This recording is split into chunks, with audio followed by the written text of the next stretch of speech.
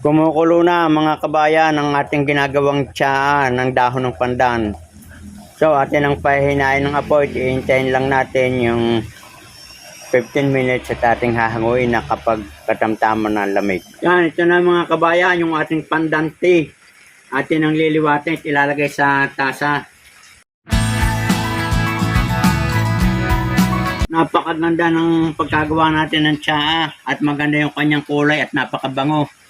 At itong pandan mga kabayan ay napakarami itong benepisyo sa ating kalusugan. Ang namang dahon niyan ay nakakatulong din sa pagpapababa ng ating taas ng asukal sa dugo. Nakakatulong din ito sa ating magandang panunaw at nakakapagpalakas ng ating immune system. Itong pag-inom ng tsaa, itong ating pandan.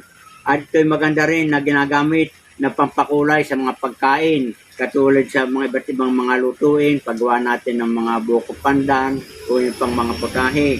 Ito'y ginagamit din, itong pandan, ang dahon sa mga pabango. Paggagawa ng ating mga scented fragrance, ito'y inhahalo. Kung mga kabayan, ating iinumin na. Kung kayo naman ay may honey, pwedeng haluan. Kung wala naman, ay pwede rin nang wala. Optional lamang yon. Maayos na ayos mga kabayan, napakasarap ng pagkatimpla ko. Talagang 15 minutes na pinakulo natin sa medium fire, hindi bigla.